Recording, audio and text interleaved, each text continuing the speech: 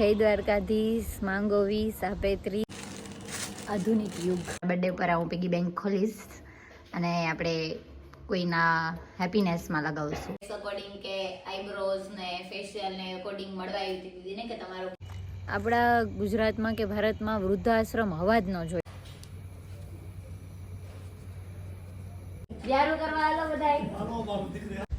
Hello guys, good morning.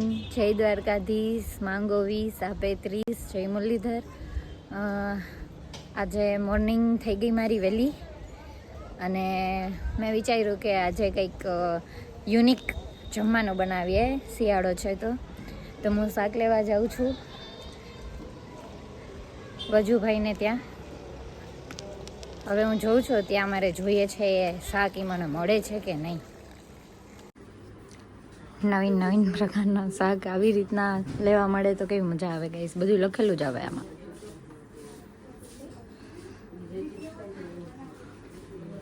હવે હું આમાં ચૂઝ કરી લઉં કયું સારું છે કયું નહીં. ગાઈસ આ મારી ફેવરેટ વસ્તુ છે.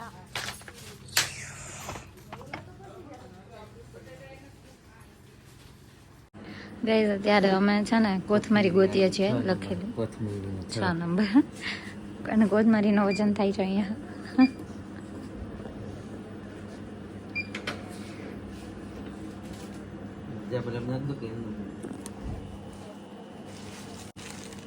આધુનિક યુગ.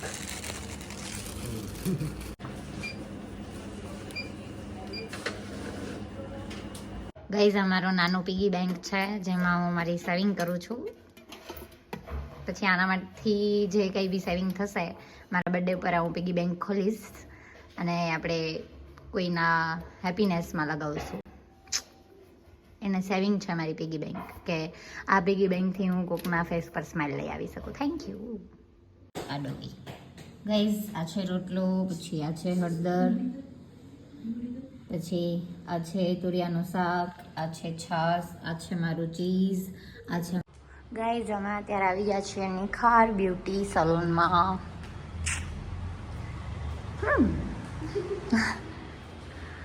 હેલો ગાઈઝ, આ નિખાર બ્યુટી સલૂન છે અને બહુ મસ્ત છે. મારું તો ફેવરિટ છે. અને ધીસ ક્યુટી માય ફ્રેન્ડ. અને કમિંગ સૂન તમે મારા યુટ્યુબમાં એ જોશો મારો બ્રાઇડલ લુક જે આ દીદી જ કરવાના છે.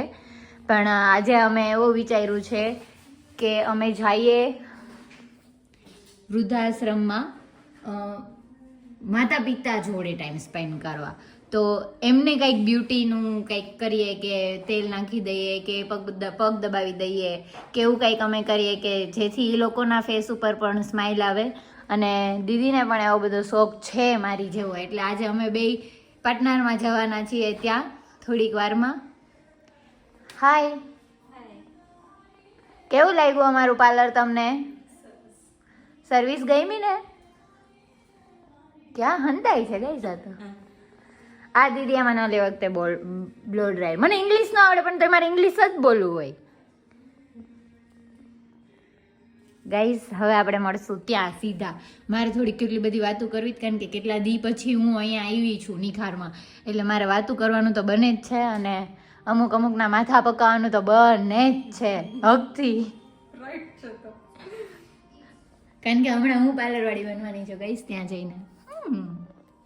અને ગાઈઝ એ તમને બધાને કહી દઉં કે નિખાર બ્યુટી સલૂનમાં એક એકેડેમી પણ છે કે જ્યાં તમને બધાને મારા જેવું સુંદર દેખાવું હોય તો એમના બધા એના ક્લાસીસ પણ દીદી બહુ સરસ શીખવાડે છે અને બહુ રિઝનેબલ પ્રાઇઝમાં શીખવાડે છે. જે કોઈને બી શીખવું હોય તો આજે હું મારી ઇન્સ્ટાગ્રામમાં સ્ટોરી મૂકી દઈશ અને લાસ્ટમાં દીદીનો નંબર અને કાર્ડ બી મૂકી દઈશ તો તમે કોન્ટેક્ટ કરી શકો છો. અને લગ્ન સિઝન તો વહી ગઈ પણ જે કંઈ બી હવે આગળની સિઝન આવે ને તમારે રેડી થવાનું હોય તો નિખારમાં આવજો અને કહેજો કે અમે અંજલિનો વિડીયો જોઈને અહીંયા આવ્યા છીએ. એટલે તમને દીદી વધારે મસ્તના તૈયાર કરી દેશે. બાય. અહીંયા આવીને ઘર જેવું ફીલ લાગે ગાઈસ. એવું જ લાગે કે આખું પાર્લર મારું જ છે. હું એવી રીતના અહીંયા મજા કરતી હોય મને લાગે જ નહીં કે હું અહીંયા તૈયાર થવા આવું, મેકઅપ કરવા આવું, શૂટ કરવા આવું એવું મને લાગતું જ નથી. મને અહીંયા બહુ મજા આવે છે. અને ગાઈસ સ્ક્રીનશોટ પાડી લેજો બધા પ્લીઝ. અને બહુ જ મસ્તનું અને લક્ઝરી બનાવ્યું છે દીદીએ. એક એક વસ્તુમાં એમનો પ્રેમ ઢોળાયેલો છે, એક એક વસ્તુ એમને પોતે ચૂઝ કરી છે અને પછી એમને સ્ટાર્ટઅપ કર્યું છે. ગાઈસ અત્યારે તમને બધાને ખાસ તો મારે એ કહેવાનું છે કે હું નિખારમાં આવી હતી ફેસ અકોર્ડિંગ કે આઈબ્રોઝ ને ફેશિયલ ને અકોર્ડિંગ મળવા આવી હતી દીદીને કે તમારો ક્યારે ટાઈમ છે તો એ રીતના હું આવું તૈયાર થવા માટે. તો મેં દીદીને કીધું કે આજ મારું માથું બહુ દુખે છે તો મને થોડુંક હેર મસાજ જોઈએ છે કે જેનાથી હું રિલેક્સ થાઉં, કારણ કે મારે અત્યારે જવાનું હતું મન વૃદ્ધાશ્રમમાં. મને બહુ ગમે માણસોને મળું એટલે હું દીદી હારે વાત કરતી હતી તો દીદીએ મને એવું કીધું કે ભાઈ તારે એકલાય નથી જાવું, અમે અમારી ટીમને લઈને પણ ત્યાં જશું એમ. અને દીદીનું એવું માનવું હતું કે ઈ લોકો અહીંયા નથી આવી શકતા હેર મસાજ કરાવવા માટે, રિલેક્સ થવા માટે, તો આપણે બધાય ત્યાં જઈએ ને એમ. તો શું થઈ ગયું, એ આપણા મમ્મી પપ્પા જ છે એમ. અને દીદીનું તો એવું જ હતું કે એમને પણ અહીંયા લઈ આવીએ, પણ કમિંગ સૂન આપણે એ પણ કરશું કે એ લોકોને અહીંયા. તો કિંજલ દીદી મારે તમને એ પૂછવાનું હતું કે આપણે જઈએ છીએ, આપણે મારો દીદીનો સ્વભાવ સેમ છે કે અમે લોકો એવું ઈચ્છીએ કે અમારા થકી લોકોના ફેસ ઉપર સ્માઇલ આવે, અમે કોઈને હસાવી શકીએ, અમે રડાવાનું વિચારતા નથી એટલે હસાવી શકીએ અને રિલેક્સ થાય. તો દીદીનો તો આ અનુભવ છે જાજા વર્ષોનો. તો દીદી આપણે ત્યાં જઈને શું કરશું? હું એવું વિચારું છું કે ઇન્સોલન બધા આવતા હોય ને કે એ લોકો રિલેક્સ ફીલ કરતા હોય છે કે રિલેક્સિંગ માટે એ લોકો અહીંયા આવતા હોય છે સલૂન પર, એઝેડ લોકો. તો મને એવું વિચાર આવે છે આપણે ત્યાં જઈને એ લોકોને એકદમ ફ્રેશ રિલેક્સ કરશું, બને એટલું એ લોકો ખુશ થાય એવું આપણે કંઈક પ્રયત્ન કરશું. તો આપણે એ લોકોને હેર મસાજ કરી દઈશું, એને પછી પગને એવું બધું પગમાં એમાં ફૂટ મસાજ ને એવું કરી દઈશું, જેથી કરીને એવું હેપી ફીલ કરશે. એવો આઈડિયા છે કે એવું કંઈક કરશું આપણે. તો ઓલું જ કહેવાય ને ગાઈસ કે માંગો 20 આપે 30, જય દ્વારકાધીશ. તો અમે અમારી નાનકડી એવી શરૂઆત છે લોકોને ખુશ કરવાની, તો અમારાથી બનતા પ્રયત્નો અમે લોકો કરશું અને થોડોક તમારા લોકોનો સાથ સહકારની અમને જરૂર છે કે અમે લોકોને ખુશ કરી શકીએ, કારણ કે તમારા લાઈક, શેર અને સબસ્ક્રાઇબ થી અમે લોકો ખુશ થઈએ તો અમે બીજાને કરી શકશું ને. એટલે લાઈક, શેર અને સબસ્ક્રાઇબ કરવાનું ભૂલતા નહીં. ગાઈઝ અત્યારે અમે પહોંચી ગયા છીએ મન વૃદ્ધાશ્રમમાં. તો કંઈ મારી માટે શબ્દ જ નથી કે ત્યાં જઈને હું શું રિએક્ટ કરીશ એમ. કારણ કે પહેલી વાત તો એ છે કે આપણા ગુજરાતમાં કે ભારતમાં વૃદ્ધાશ્રમ હોવા જ ન જોઈએ. એ આપણી સૌથી મોટી અને ખરાબ બાબત કહેવાય કે વૃદ્ધાશ્રમમાં મા બાપને જવું પડે છે. અને પ્લસ પોઈન્ટ એ છે સરનો કે આ બધા મા બાપ છે એમના એ પુત્ર બન્યા છે ને અહીંયા એ લોકો રહી શકે છે, તો સર માટે બહુ સૌભાગ્યની વાત કહેવાય. અને હું ખુદને પણ પોતાને લકી માનું છું કે આજે હું અહીંયા પહોંચી શકી છું. તો થેન્ક યુ સો મચ. હવે મારા આગળના વ્લોગમાં તમે જોડાઈ રહેજો, કારણ કે આપણે લોકોને ખુશ કરવાના છે, બધાને સ્માઇલ આવે એવું આપણે હેપી ફીલ કરાવવાનું છે. કારણ કે લાલાની કૃપા તો અમારા ઉપર છે જ, તમારા બધાયને આવી જોઈએ. જય શ્રી કૃષ્ણ. જય શ્રી કૃષ્ણ. જય શ્રી કૃષ્ણ. જય શ્રી કૃષ્ણ.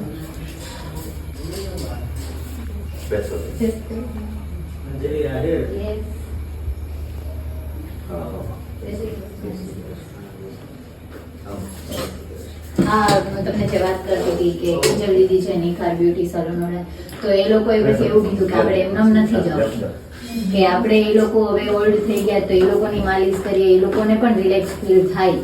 કારણ કે અમારા મમ્મી પપ્પા એજમાં છે તો અમે એમનું માથું દબાવીએ, હાથ પગ દબાવીએ તો એ લોકોને મજા આવે કે પછી આપણે બ્લેસિંગ્સ આપે કે સારું થાય તમારું એમ. તો આ લોકો અમારા મમ્મી પપ્પા જેવા જ છે, દાદા દાદી જેવા છે એમ, તો એને કોણ એવું કરે? એનું એવું હોય ને કે અમારું બાળક અમને આવું કરે. આપણે મેં આવડત છે તો આપણે એ આવડતને અહીંયા ચહેરા ઉપર જ દેખાય છે બ્યુટી પાર્લરમાં છે.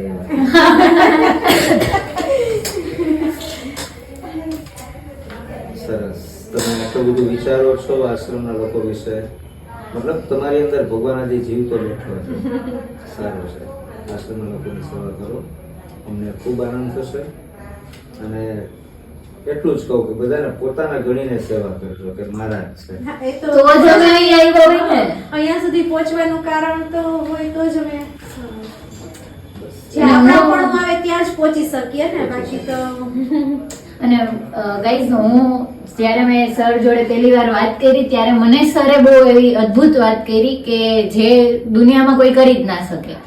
કે સરે મને શું કીધું સર તમે મને કે મેં પોતાનું મેં મારો બંગલો વેચ્યો છે 1 કરોડ રૂપિયાનો ચાંજેરા રોડ ઉપર.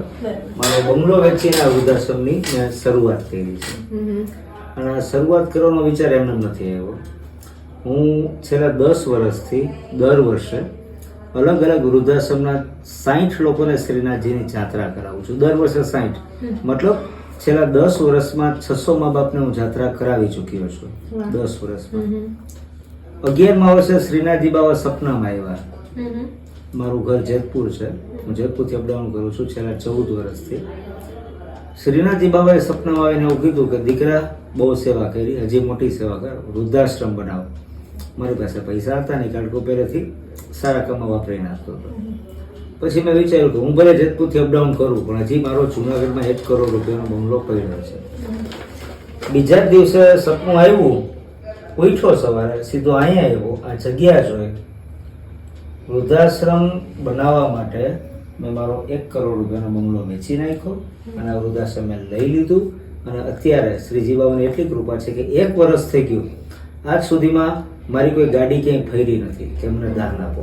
અમારી ક્યાંય દાન પેટી પણ નથી કે બીજા વૃદ્ધાશ્રમના માલિકોની જેમ, હું ચોખ્ખા શબ્દમાં કહીશ, બીજા વૃદ્ધાશ્રમના માલિકોની જેમ હું કે લાંબુ વાત કરવા ના જતો. શ્રીનાથજી બાબા પોતાની રીતે આશીર્વાદ આપે છે, વૃદ્ધાશ્રમ ચાલે છે. અને અત્યારે ઉપરના ભાગમાં, વૃદ્ધાશ્રમની ઉપરના ભાગમાં અનાથાશ્રમનું કામ ચાલુ છે. હું હમણાં 2-5 મિનિટમાં તમને બતાવવા માટે પણ લઈ જઈશ કે એ કામ કેવું છે, કઈ રીતે આગળ વધે છે. પણ શરત એક જ છે, રઘુવંશીનો દીકરો છું, લોહાણા છીએ અમે. જેવી રીતે જલારામ બાપાએ કોઈ પાસે લાંબો હાથ નથી કર્યો એવી રીતે હું પણ નહીં કરું. મારી રીતે વૃદ્ધાશ્રમ ચલાવીશ અને બહુ વ્યવસ્થિત ચલાવીશ.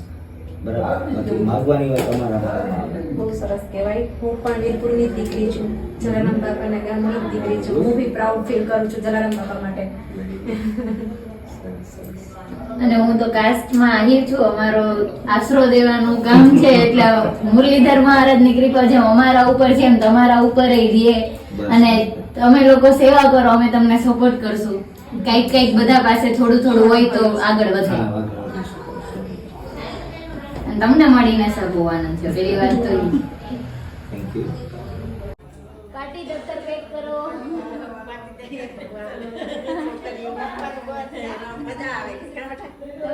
કેમ છો? તો જમવા આવે આવું ને? બધાને બોલાય આવું. તમારું નામ શું છે? હે? ઉર્મિલા. મારું નામ અંજલિ. મેં યુટ્યુબ ચેનલની શરૂઆત કરી છે કે હું મારા લોકોને મળી છું એટલે હું અહીંયા આવી.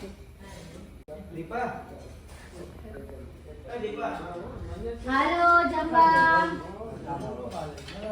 હાલો.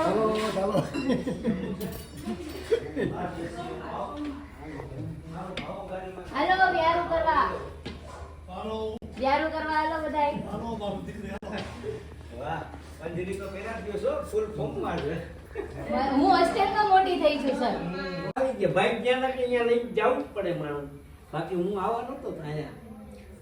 તો હું મારા મમ્મી પપ્પાને લીધે હું આવી. તો હું તો આવવાનો નતો. વાતાવરણ યસ. તો દાદા હું તમારી હમણાં મુલાકાત કરું, મને તમે મળીને બહુ આનંદ થયો. અને હું આ બધા વ્યક્તિઓમાં હું મારા દાદા દાદી છું. આ હીરાજી એમને દે ને રાશી દીધું. હવે શાંતિ ભગવાન ભજન કરવાનું રહેવાનું. ઠાકર કરે ઈ ઠીક, એના 1000 હાથ છે. આપણે આપણું ફેસ ઉપર સ્માઈલ રાખવાની. આપણને કોઈ જાતની આવક નથી, કાંઈ નથી, તોય હું જીવું. વાહ વાહ. કોઈ જાતની આવતે જીવું. ક્યાં ગયા દીદી? અમારા દીદી કામમાં લાગી ગયા છે ગાઈસ. અહીંયા જો અહીંયા મેડા. અંદર બાંધી દેવાનું.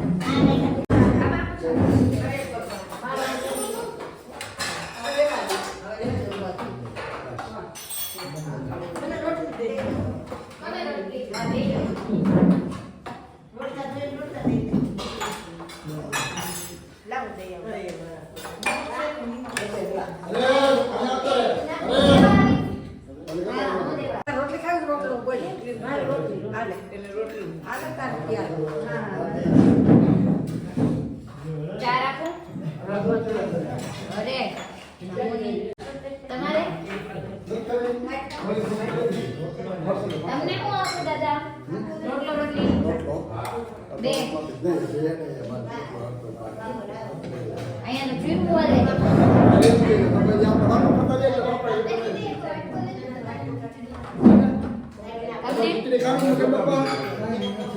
આજે હું મોડી આવી બાકી મને રોટલા બનાવતા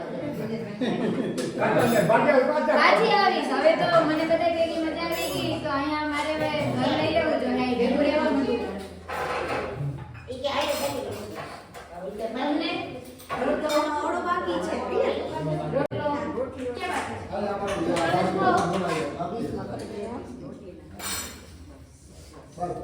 તમારે રોટલો રોટલો પાછા લઈ આવો તમારે રોટલો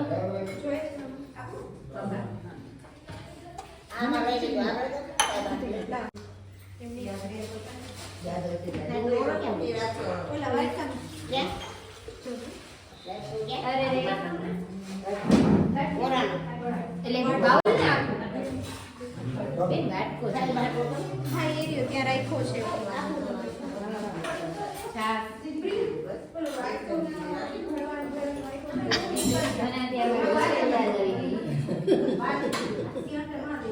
તમને આમાં અરે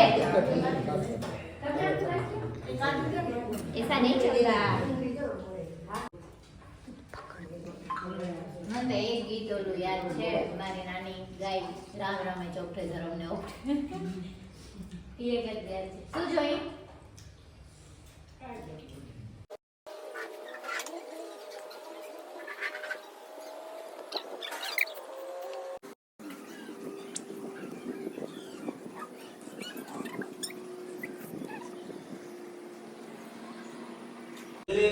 છોકરી ગોતી દેવે તારી જવાબદારી એ લગન કરવા એ તમે કેતા રહેજો બધાને હવે એટલે તો અરે ગાઈસ તમારું નામ શું છે ઉભા રહો હરેશભાઈ હરેશભાઈ માટે આપણે છોકરી ગોતવાની છે તમે બધાએ ધ્યાનમાં રાખજો બ્યુટી પાર્લરમાં ન કરે આ પગ દબાવે ના ખબર હોય ઘણી વખત નહીં પણ તમને આમ ખુશ કરી દેવા છે એવું કરશું આજે આપણે. જો